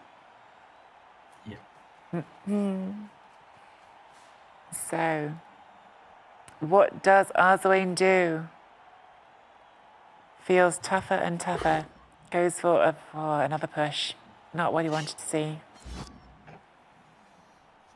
I mean, Andy is doing a very good job here of keeping the ball very, very safe. Is not risking anything, not leaving anything on. Maybe we will end up looking back and thinking that Jimmy's go through with the halfling and roll a 5+ was the best chance. Who knows? Because right now we have a possible situation brewing here with the computer that is streaming the game. I don't know if production can come and help us out. That is a worry, to say the least, because that did happen in a previous game. Hopefully someone can come and... Nope, there we go. We have lost the stream. I am so sorry, guys. Well, that is inopportune timing, to say the least, in Game 3 of the semi-final series. But the server has indeed, or the computer that is broadcasting the game has indeed disconnected for us here. So we will get that fixed as quickly as we possibly can. Jimmy has turned day to night over in Paris, although I have no sense of what time it is in the real world right now. By the way, I have been in this studio since this morning, and I have no idea. The computer is being restarted, chat. I'm really sorry about this. It is being worked on as we speak. As soon as we possibly can, we will get back to that game. It is obviously incredibly unfortunate and undesired that we are not able to show you what's happening right now. But we simply can't. It's being worked on. And all we can say is that Andy was 1-0. And Jimmy, when we last saw him, it seems likely that by the time we come back, Andy will still have the ball. It will be a few turns further down the line, and there won't be a significant change in the game state this time around compared to last time. Yeah, probably. He's driving to victory, isn't he? It's not over, but it's really grim for Arzowane right now. Really, really grim for him. I mean, he's going to need something crazy to happen. It's not over for the same reason the last one wasn't over. There is going to be a one-turn try. There is going to be a chance to throw a halfling if he can keep it alive. There is a catcher that could come back. So it is genuinely not over, but it is very, very favoured for Andy at the moment. Blood Bowl is restarting as I speak, so we are getting closer, chat. We are getting closer. We could be there very soon. I am so sorry about the disruption to the viewing. We are as frustrated as you are. We've had this same issue crop up yesterday and today, but all we can do is get it back as quick as we can. Adding drama in a matches that don't need more drama, I guess. Exactly. Getting back in the game now. Further suggestions that Jimmy is in fact in Las Vegas. Someone saying that is the fountain on the Las Vegas trip behind Jimmy. Cannot confirm or deny. As we see a casualty for Arzowane. Maybe they were just resetting the computer to get Arzowane a casualty. This actually looks like a better position than we left Arzowane in. Has players in front of the ball. Has just got a casualty. Has got a stun as well on another player at the front of Andy's position. I would say a much better position than Arzowane was left in. I think this is quite a good recovery that's happened off screen. But here we go. Still turn 21, and Andy is still, despite me saying that, still very much has the upper hand here. Yeah. Jimmy, move back to the middle here. There's no doubt. Yeah. There's no doubt who you'd rather be in this situation, is there? Yeah. This is just going to move. Safe moves first. no risks if he can. Like, he doesn't want to make any risks, does he? He wants to finish this game with 3 rerolls. Like, he doesn't want to make any crazy risks at all. He just wants to make sure, avoid disaster. Only disaster is going to get him, and disaster does strike, right? Like, he can quad skull. He can get a timeout. He can get a quick snap. He can get one turned on, but it's really disaster. Andy has to just avoid disaster at this point, I think. Jimmy, I have been asked if you could possibly disconnect for us and reconnect on a link that you have been sent in Discord, because I think your sound is going a little bit fuzzy for us. And if you could just do that and hop back on, that would be great. Yep. Well, another removal for Andy, just in case there was any hint of things going a bit more in Arzowane's favour. And Andy has very smartly tagged the ogre with a dwarf, really reducing the number of players that Arzowane has to get back in front of the play here. We've got 5 free players and an ogre that is tagged against Andy's 1, 2, 3, 4, 5, 6, 7, 8 free players. Really, really tough for Arzowane, who's going to blitz to free the ogre. I like that choice. But, do you know what? You could throw the halfling at the cage this turn. That is a very tight cage. If you throw the halfling at that cage this turn, you would not have terrible chances of getting a scatter. But it looks like Arzowane is saying, I'll play for the 1 turn. Yeah, he just wants to protect the halfling and protect the ogre. Yeah. It's a new game mode. It's protect the president. Yeah. Halfling is your last chance. So, since it seems that we are close to being done with this drive, I will remind everyone of the situation. This is the semi-final of the World Championship. It is game number 3, so we have to have a winner here. We are in overtime, which runs until turn 24. And Andy has the ball. If he wins this game, if he wins on overtime, he will go to the final of the World Championship, where he will play for a €2,500 first prize. Huge, huge first prize for the winner. But even if Andy scores on turn 24, because this is not sudden death overtime, there will be at least 1 turn for Arzowane to try to tie things up again, as he did at the end of regulation. If it is tied up at the end of overtime, we will get kicks, which is essentially a roll-off. There will be a graphic on screen, but it is essentially just they both roll some dice, and whoever gets the better rolls wins. It's a very cruel way to decide a game. Would be a very cruel way to decide a semi-final. But at some point, we do have to have a winner. So it's looking more likely that Andy will just win. If you ask Arzowane, he will sign for the cruel way right now. Yes, Arzowane is definitely signing up for those kicks if you offer them to him, 100%. But yes, Squiggy McSquig, absolutely correct. There is a cash prize for everyone in the last 8. Everyone who reached the quarterfinals made €400. Everyone who's in the semi-finals will get at least €800, because the loser of this game will play in a 3rd, 4th game tomorrow. So there will be a 3rd place and a 4th place still. But 4th place gets €800. So pretty decent prizes, even for the loser here, for certain. Total prize pool €8,000, as Jimmy just posted in chat. I did not realize, but the logo Arzowane is using is actually the logo that Procimento Ilegal got, because the world champion was from their league. Yes. Yes, as Vitooc says there, the logo on the screen from Procedimento Ilegal. Andrew was the champion of the last World Championship, which was the first World Championship of Blood Bowl 3. So Arzowane trying desperately to keep alive the dream of 2 winners in a row from the same league, but is going to need a miracle now for certain. Yeah. Will you fold the ogre if you can get in on the ground now? Maybe, yes. If you can get that ogre down, a foul on the ogre, there's no apothecary left, would more or less eliminate the 1 turn. Seems like he will chase down the halfling instead, but he's trying to do everything. Yeah, Andy's just not accepting any of these players being left out of the fight. I kind of feel he's trying to, scoring in the opposite direction, but no. Well. Here we go.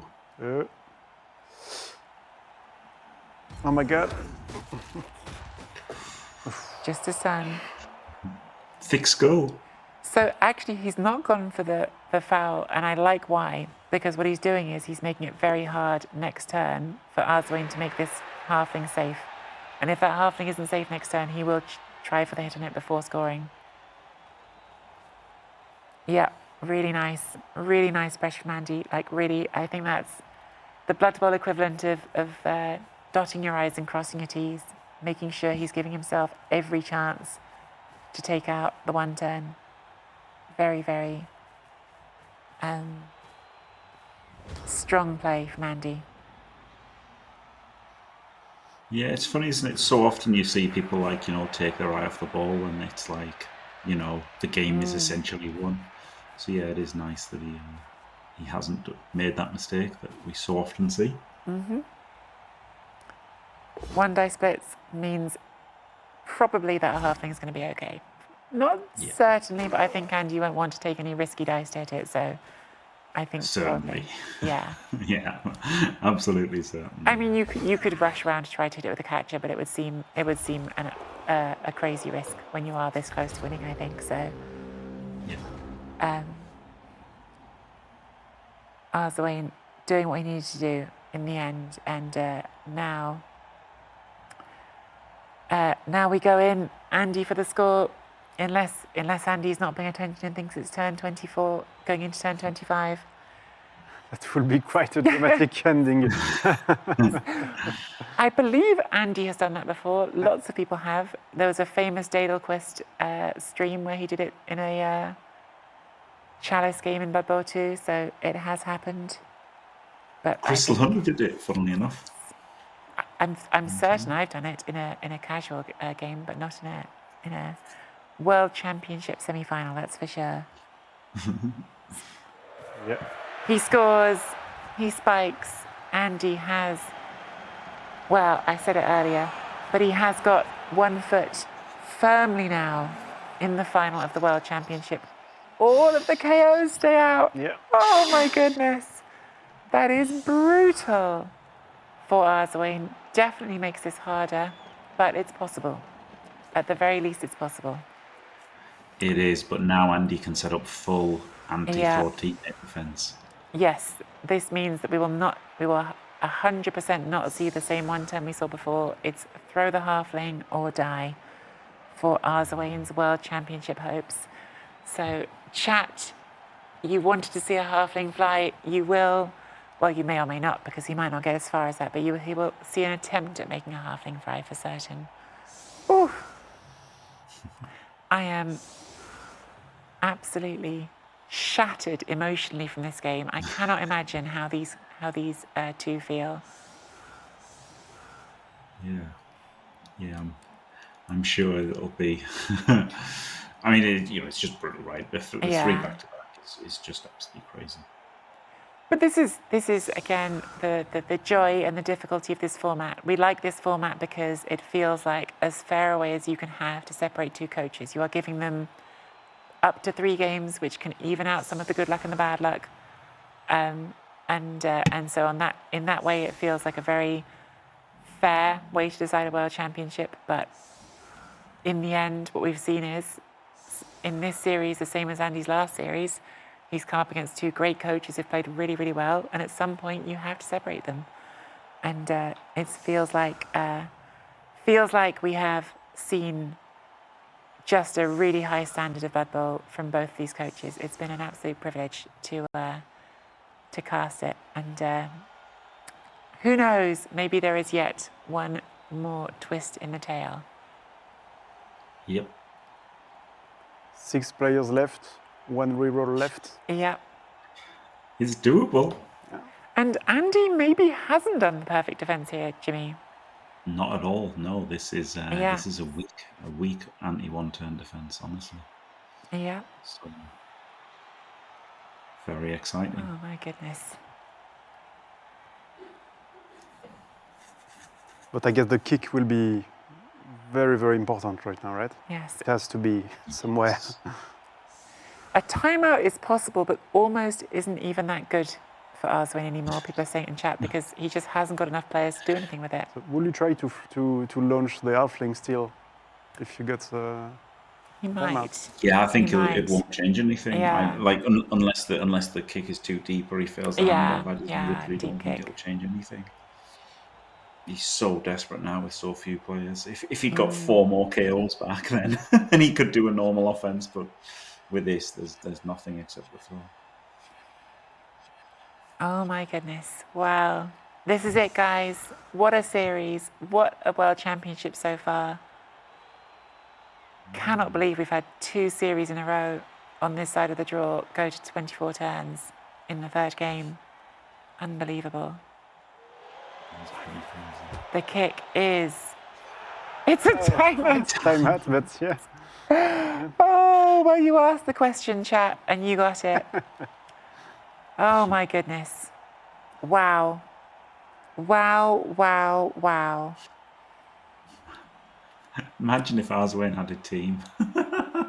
I mean, Jimmy, we both said maybe you throw the halfling anyway, but maybe you don't, right? Maybe you now move 2 players into scoring range right away, so you've got a guaranteed scoring threat for next turn. You then blitz with the ogre and move it forward, hide the halfling behind them because the halfling can dodge through. I mean, there's options, right? There are options. Yeah. None of them's great. The ball will not be safe, I guess, if you do that. None of them's great, but nothing was great before either, so... That's true, that's true. I think you still just go for the halfling 1 turn. I really do. I think there's nothing else. I think if you are going to do that, you at least put 1 player in scoring range first, right? Yeah, you could. Yeah, your blitz could. Because you don't know what's going to happen next turn, right? So. Yeah. Your blitz, the blitz off that you've got to do can go into range. Mm-hmm.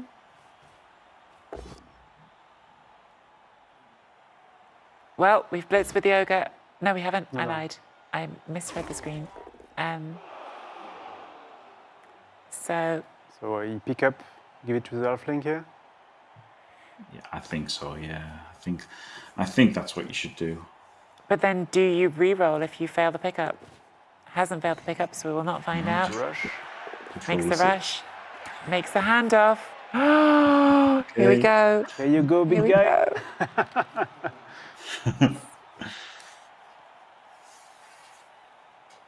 I mean, do you definitely throw it now? He's asking himself the question. Yeah, it's really difficult now, isn't it? There's just nowhere you can go that's going to be safe with it. That's the problem. Yeah, it's a big problem.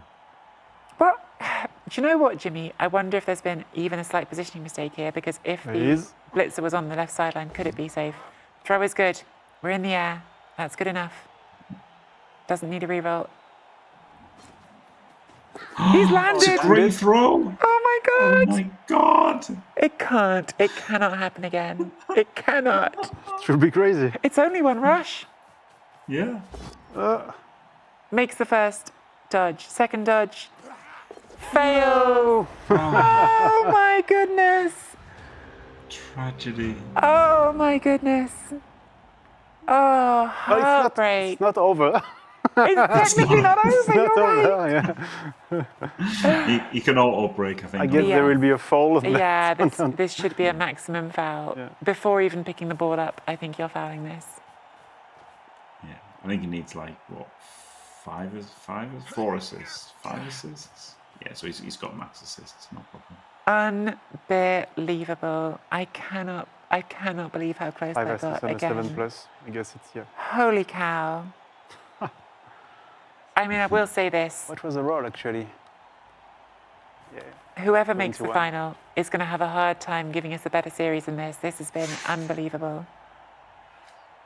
Incredible, yeah. Unbelievable. And the first one as well, from the quarterfinal was unbelievable. The semi-finals have been unbelievable. Incredible. Incredible. Squiggy McSquig in chat. This is why we play. I agree. This is why we love Blood Bowl. This is why we are addicted to this game, because those chances, those 1 in a million chances, they always keep you coming back for more. What an ending to this game. What a game. What a series from these two coaches. And what an effort from that halfling who is about to get kicked for his efforts. Yeah. But very Blood Bowl-ish, right? Very, very Blood Bowl. Thank you for trying. It's so Blood Bowl.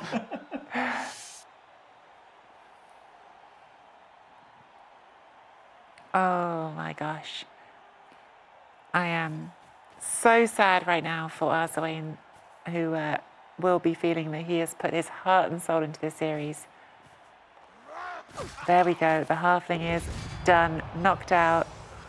The referee's not bothered. The referee's probably done. The referee's gone home. The referee said he's not getting paid for this many turns. Yeah. Go home, take a rest. Is there any way at all? I don't think so.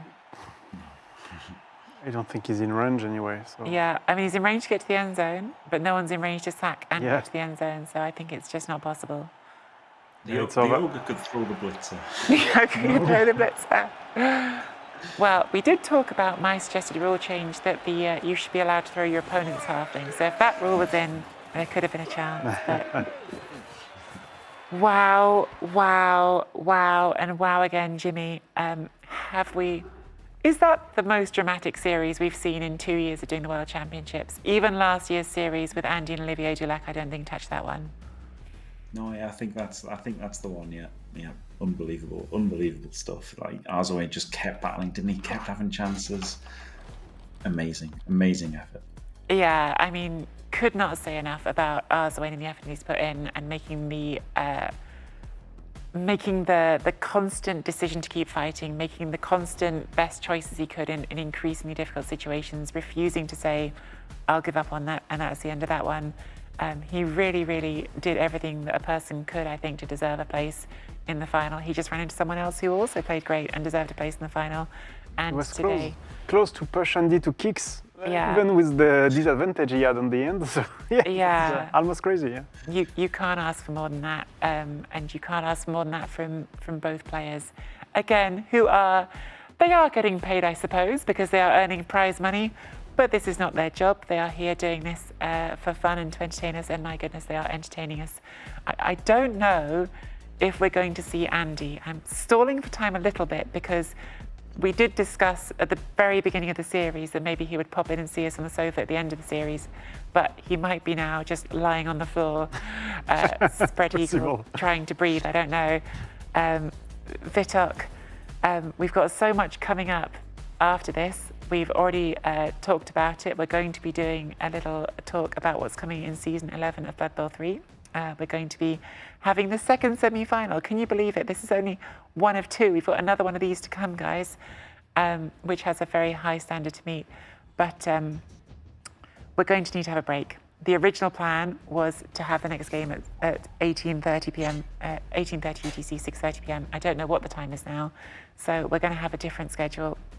But there is the bracket. We have our first finalist, AndyDavo. Congratulations. I mean, you can't, as I have so much I want to say a thank you and great effort to Arzowane because he played so well. But you also have to absolutely congratulate Andy on reaching the final 8 2 seasons in a row. Only 2 coaches managed that. Reaching the semi-final 2 seasons in a row, the only coach to manage that, and is now in the final as well. He has played unbelievably well, and he will get his chance to play for it all against either Crystal Hunter or Purple Chest. Now, I have some great lore on this one, and maybe he'll even join us to talk about it, but in Blood Bowl 2, famously, for a long time, Andy was incredibly successful in the ladder, but never could win the Chalice competition, which was the playoff competition at the end of ladder. But he couldn't quite win Chalice final. He kept getting close, couldn't do it. And when he finally did it, it was in the final against Purple Chest. So we could see a rematch of that unbelievable match. Or we could also get Crystal Hunter, who's knocked out me and Jimmy, doing the anti-streamer crusade. But for now, let's finally welcome in AndyDavo. We said he might come in. Andy, how are you feeling? Good. Wow. I mean, yeah, absolutely delighted. I mean, I feel a lot bad for Arzowane. That last game got 2 removals in my offensive drive in the first time I did it, 2 removals straight out of the gate in the second drive, a 9 versus 11. We saw in his drive, I think he killed a dwarf very, very quickly, and I really struggled to stop him. So every time the person got the removals, they found their offensive drive a lot easier, and when they didn't, they didn't. So it just happened to fall my way. However, when the little the halfling came over the top on turn 24, I just shook my head. I was like, oh, really? Really? It was turn he deserved 23. it almost, I think, though. It was turn 23. You would have had a chance to do it 1 turn back if you'd made it, which I think a lot of chat's heart broke when the halfling failed because, of course, it was an incredible moment. But he'd already done 1 incredible 1 turn. Oh, my God. Andy, I mean, you mentioned it there in that last game. You've been, I think, very fair there because we all agreed you got some very nice removal advice in that last game, which made not just your offensive drive, but then in overtime, another offensive drive a lot easier. And I received as well. And you won the coin toss to receive it.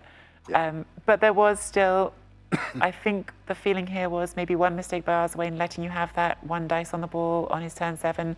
I mean, letting you have it because 2 dice on the ball, so you have 1 dice to create the 2 dice.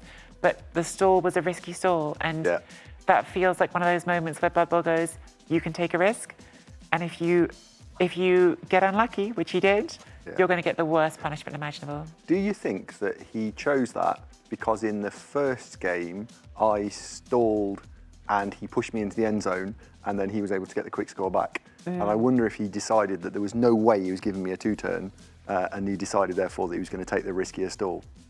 Maybe, I wonder. I mean, maybe. I think even in the previous series, like previous rounds, you did pretty good in short offense. Yeah. So I'm pretty sure that, was in his mind. I should say, because of course, like, I do think it's worth pointing out, we're not trying to be like uneven-handed by having Andy here and not Arzowane. We actually did message Arzowane this morning before his game and say, would you like to come on for an interview? And English is his second language. He speaks Spanish as his first language. And he said he wasn't completely close to interview, but he would want to have the questions ahead of time, which of course we can't do for a reaction interview right now. So Arzowane, I don't know if you're watching. If you are, of course, we would love to have you here. And again, I think we've all said it. We think you played an unbelievable series.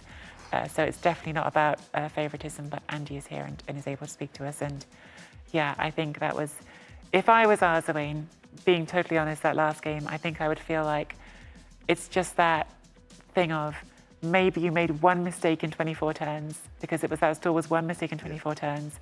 And then you fought so hard for 17 turns after that, because it was turn 7, you fought so hard. I mean, even that stall, we were all looking at it. He only tried that stall that way because he rolled a 1 in 9 blocking you coming in. I think he was planning to come back inside and stall there. So he rolls a 1 in 9 there. And then even after you sack it, it's a 3+3+ a score. So he rolls another 1 in 9 on the pickup. So it was so many ways that could have gone differently. That's Blood Bowl. That is the game. It's cruel sometimes, but we have our finalist here and we're allowed to let him enjoy it. He got the dice when he needed them. He made the right decisions when he needed to. Andy, the good news is you're in the final. The bad news is you don't get to rest now. Arzowane can go and take a break and think about the 3rd, 4th game. It's preparation, the final. You have to come back, and I've been doing an awful lot of talking. You're going to do some talking for us in the semi-final between Chris and Purple. It's less Chest. stressful this side, right? It's fine. I have one question for Andy still, because in quarterfinal you played like 56 turns. In semi-final you played 56 turns. That's your plan for tomorrow also? Yeah, pretty much. I thought you can do it quicker. Andy's strategy is just grind the opponent's will to live until they completely surrender and let him have the win. That's the strategy. It's working so far. You'd also played 3 games against Jalev, not 56 turns. No, not but, quite. Three games against Jalev in your previous series. So he's kept it dramatic for us, chat. He's made it fun. And listen, we have got another great semi-final. It's time to start thinking about that second semi-final because it is a classic, Crystal Hunter against Purple Chest. We're very excited for it. Vitooc, I don't know if you can give us an estimate on the time. Yeah, I think we'll take an hour break because I think everybody's needed. Then we will come back, talk a bit about next season because there is a few things that we want to preview and to show, including actually the trailer that we'll release next Tuesday. We will preview it for the first time here, so you will know what faction will be coming. And then we will have to jump into the the next semi-final, and you will know your opponent. Yeah. Excellent. That's your fault as well, Andy. We've had people in chat all day saying, can I find out what the season 11 team is yet? And the answer is, not until you've watched your Andy. You've got to finish your dinner before you can have your pudding. They've had to sit through the main course. Why can't I have your pudding? We will get to that. We've got so much to look forward to. Chat, go give yourselves a break as well. Go get yourselves some dinner, and we will see you back here in about an hour for the second semi-final and so much more.